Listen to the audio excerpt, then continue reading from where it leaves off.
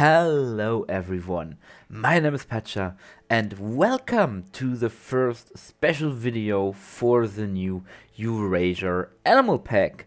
And if you're watching this video, then I can also say happy release day of the Eurasia Animal Pack, because this video goes live on the same day as this pack releases for you guys to buy and then play around with 8 new animals. Before we start talking about today's build, actually, I have to say a big thank you to Frontier for providing me with early access to the pack as well as the DLC, so that I can make this video here for you guys and basically showcase a little bit the new DLC, so that you maybe have an idea if you want to buy it or not. If you are interested and you haven't already, there's also at this moment, or since yesterday actually, a video on my channel where I go over all the new stuff from the DLC, all the new things from the update 1.16, all in one video. Basically showing everything you need to know before installing the update or buying the DLC. So if you want to have a complete overview over everything, I highly recommend watching that video. It should also be linked up here at this moment. But yeah, today we are building for one of the animals from the new upcoming DLC. For in case you didn't know or you forgot, in this new DLC we get 8 new fantastic animals, which are the wild boar, the mute swan, the wisent, the sloth bear, the saiga antelope, the takin, and the wolverine, as well as the Hermann's tortoise or Greek tortoise as an exhibit animal. And as you can probably already guessed and already know from the thumbnail and the intro sequence, we are today building for our biggest carnivore in that pack, our first bear actually since I think 2 years. We are building for the sloth bear, which I think most of us caught by surprise that we get this iconic bear in this pack. For a reason why they're iconic, if you know the Jungle Book, this or either the Disney movie or the actual book itself, Baloo, the bear in the Jungle Book, is actually a sloth bear. In the Disney version, it doesn't really look like the real one, like the real bear, but he is supposed to be a sloth bear, because of course the story takes place in India, and this is where sloth bears are from. So this bear is a bit of an outliner, because all the other animals are basically from more colder climates from Asia and Europe. And then we have the sloth bear, which mostly lives in more of tropical climate and tropical forest in India. So it is a bit of finding the wrong part of this puzzle, basically. But I'm still very happy that we build it, as we have it. Not that we built for it today, but that we got it in this DLC. And yeah, we are building a habitat for them here right now. At the moment, we are building the facade for the nighttime shelter, and this exhibit is a bit inspired by, as usually with my builds, it is inspired by Leipzig, which has an amazing sloth bear habitat where they cohabitate the sloth bear with the rhesus macaque. That we don't have the rhesus macaque in game, but we have the sloth bear, and I took some inspiration for that. They don't have this temple building that I'm building here right now. They have just a usual mud wall there, or fake rock wall that surrounds the entire habitat, but I wanted to spice a little bit up, to change a bit of things, and build this temple basically here where they go to sleep at night. We have 3 viewing points in this build that you can see sometimes in the video. We have the main big viewing point at the water feature. Then we have a smaller viewing area to the left of that, basically looking into a forest, bamboo cove, almost kind of a thing like that. And then we have this cave viewing area that I will be focusing more in a moment. Once we finish this shelter, we will go over to this cave viewing area, which is also what Leipzig has. But Leipzig has 2 sloth bear yards, and the cave basically looks in both of them. I just have 1 yard here, but I still thought this was a very cool idea to basically go into the wild, go into this cave, and then see the sloth bears in their element. And yeah, I have to say, I already talked a little bit about it in yesterday's showcase video, that I'm super happy about this DLC and its animals in this DLC. None of them feel sheep or like a sheep copy or stuff like that. They all have a lot of personality, a lot of cool animations and stuff and things like that. Frontier really did a great job again with these DLCs, like they do with most of the recent DLCs and animals. They really show the best that they can do, and each of them rivals basically the others for best fur and best animation, stuff like that. And it's the sloth bear. I think first people weren't really sure about the sloth bear because it's another bear. We already have a lot of bears in this game, more than any other species, apart from maybe antelopes. But since they saw the bear, I think most of them are quite happy about it, and because it just looks great. And you will see more of it in this showcase at the end of this video, where we look at the habitat. Once it's finished, you will see more of it, and they have some cool animations. Sadly, I have to say they don't do what they are known for, and that is carrying the youngs on their back. And I don't really understand why, because actually Frontier themselves, when they kind of teased that animal, they said specifically, oh, it's carrying the young on their back or something like that, because when they did something like a wildlife documentation, and then they talked about this animal and gave hints, but they said, yeah, it carries the youngs on their back. And this is what the sloth bears are kind of known for, that they do that for quite a while until the offspring is big enough. They don't do it in game. There's no animation for it, so sorry if some of you are disappointed now, but I'd rather tell you than that you expect something.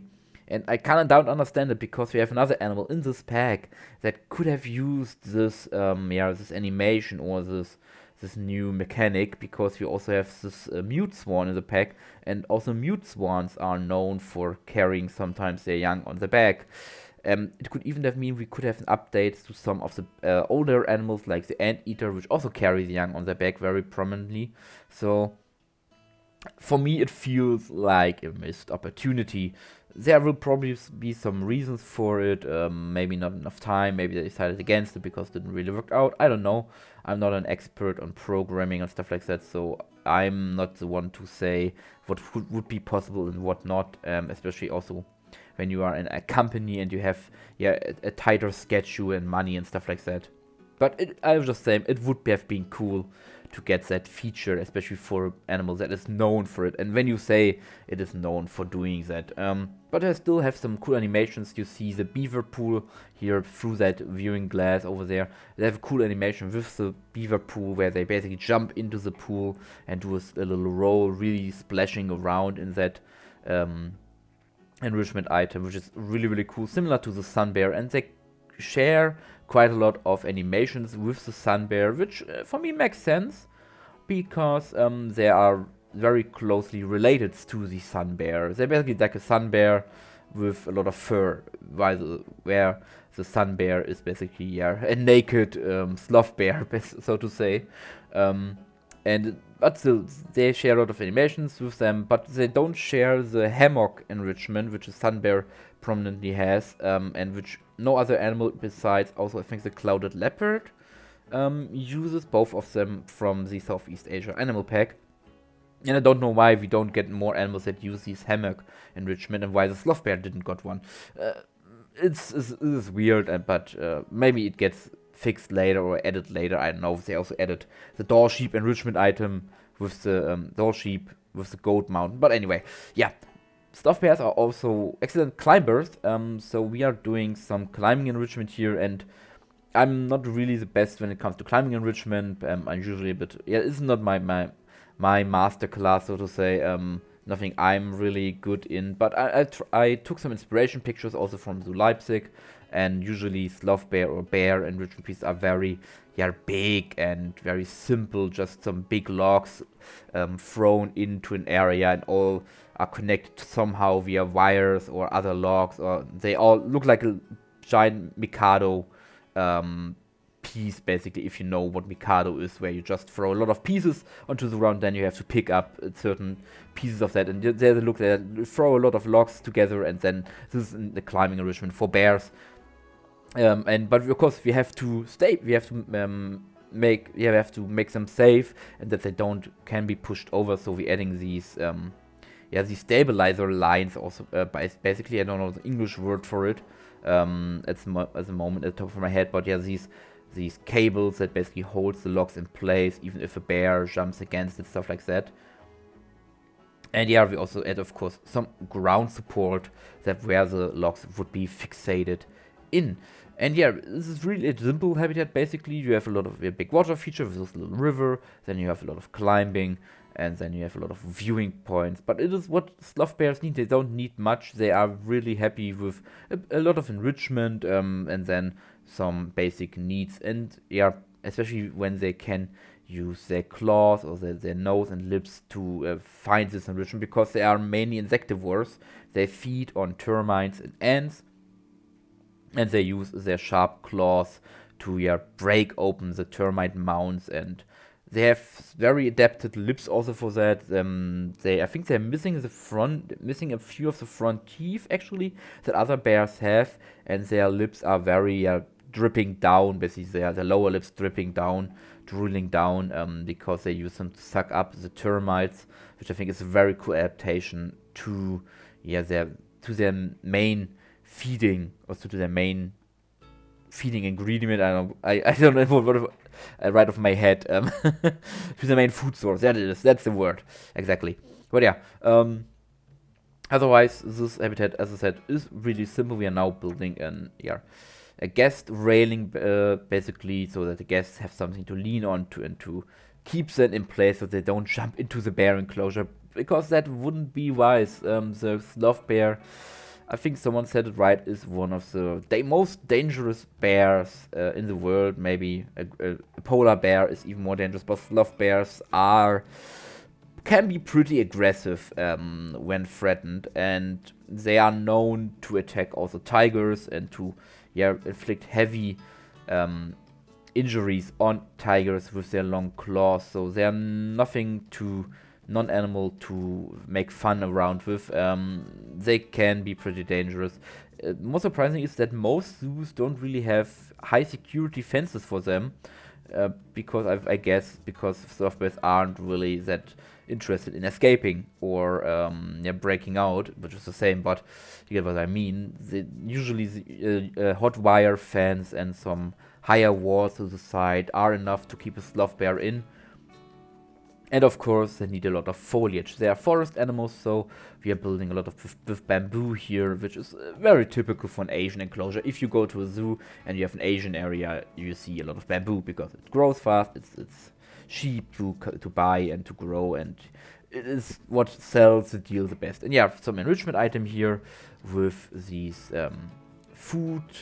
I think log enrichment, this also came with the sun bear, with the Southeast Asia Animal DLC, and this log enrichment that the sun bear also can use, and this other one that also the chimps can use, and then some normal enrichment like a ice block and some sniffing areas for the sun bear.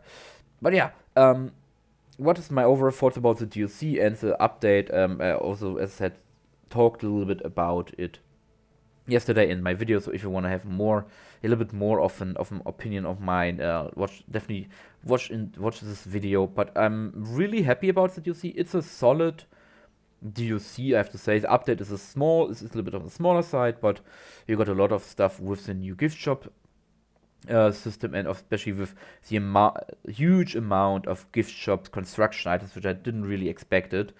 But the DLC, I have to say, is really on the cooler side. It was time that we got some more European animals, and also some Asian animals. I think they were missing, and we now got some of the most iconic, I would say, partially iconic European animals with the bison, the wild boar, even the wolverine to an extent. I see more the wolverine as a North American animal, but still they're very iconic for the northern parts of Europe and Asia. And the mute swan which is you can't go to a river here without seeing at least 2 or 3 mute swans, and in a zoo they occupy every water space if they can get into the enclosure and if they don't get eaten there. I don't know if any zoo really ever did a real exhibit for a mute swan, but they are just in every exhibit here. On every lake, on every pond, on every river, you see a swan here. They're so common in Germany, which is incredible. I heard some stories from other countries in Europe where they're also super common. I mean, in Great Britain it is, yeah, but we will talk about more the mute swan when I'm building for them. So I have to say I'm really happy about what animals they selected and which animals they decided to go for. A lot of cool animals for your European sections and for your Asian sections. A lot of weird stuff like the Saiga antelope and the takin. But we also need these animals. We need these more moderate animals that maybe are not the fanciest or the more exciting, but they're just nice animals that also teach valuable lessons about conservation and about adaptation to certain environments. This is really cool. But yeah, as I said, I love that DLC. Let me know what you think about DLC. If you maybe have already played it, if you have already bought it. I don't know when I release this video, while I'm recording this, and if the DLC is already out.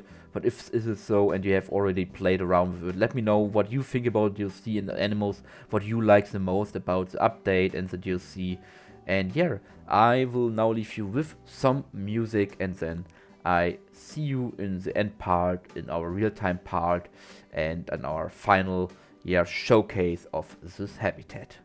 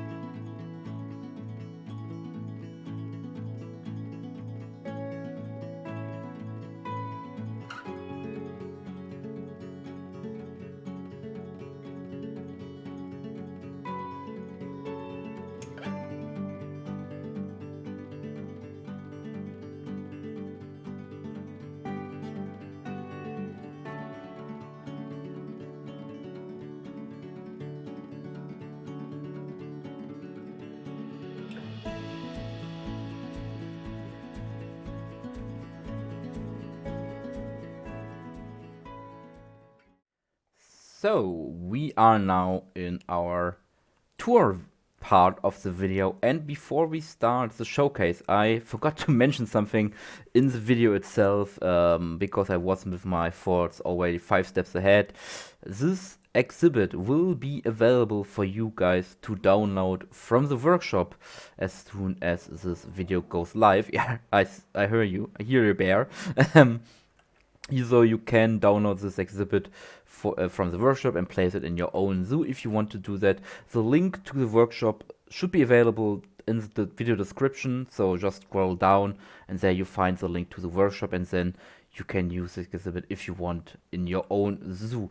In other words, it will be available as a map download, so it will not be as an exhibit blueprint. It will be a map blueprint, just because of the size and some of the paths, how I did some of the paths there.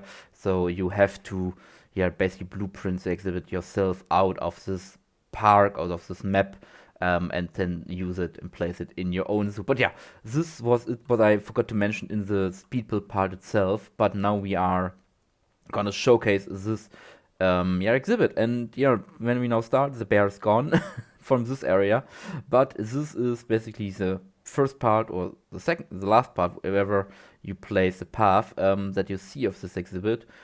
This is the first viewing area of this sloth bear habitat. A nice little, as I said, bamboo cove with a lot of plants over here, a little more jungly on this part, and maybe she puts some food down here. There's a feeding enrichment. Maybe one of the bears comes here to feed, but we will move on to the main viewing area over here, and there we can also see a sloth bear and a baby sloth bear over there.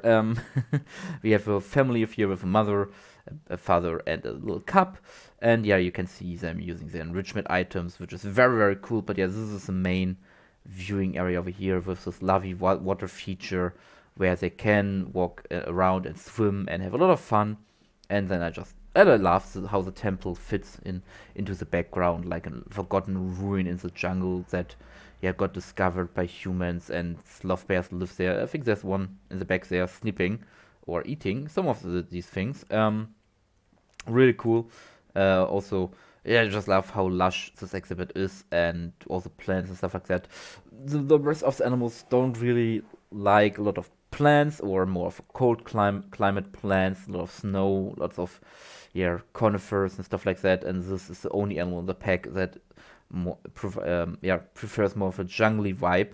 I don't know if this is right, the distribution of the sloth bear. I think they should only be in India. I know Frontier did an oopsie there. They're definitely not found in Russia, from what I know. But yeah, I really like how this habitat turned out, and all the paths and different viewing areas, because we have another viewing area over here in this little cave that also has a skylight, so some natural light comes in, and there you go basically into the habitat. Before we were there, now you're basically in the habitat and get a very close-up look of the bears. And if they want to use the beaver pool enrichment over here with this waterfall feature, then you get a very good close look at them, and also at their climbing features over here. They climb actually quite a lot, and they like to climb. Let's see what he will do. And yeah, as I said, I just love the model. I know some people say they could be a little more fluffier, a little more puff, because in zoos they usually have a lot of big fur, and I don't know what he's doing, but this little bear is climbing. Maybe he's climbing the rope, I don't know. I think he is transcending up the tree. Climbing in Planet Zoo, as great as it is, still has a lot of flaws, and we will see what Planet Zoo 2, if it ever comes out, will change in that direction.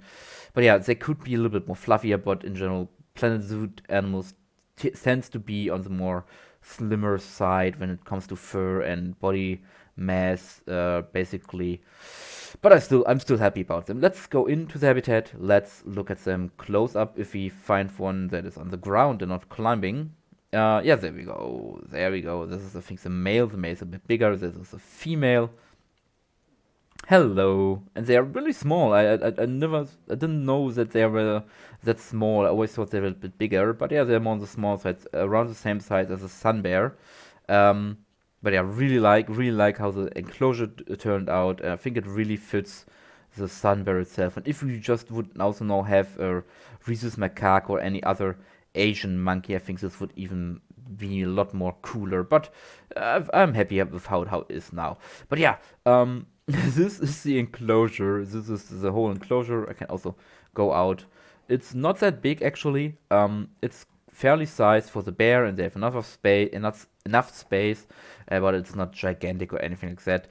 But yeah, I hope you like this little special build to celebrate the launch of the Eurasia Animal Pack. As I said, it will release today, so when you're watching this video, it probably is already out, and you can purchase it on Steam. And yeah, I hope I see you guys in the next video.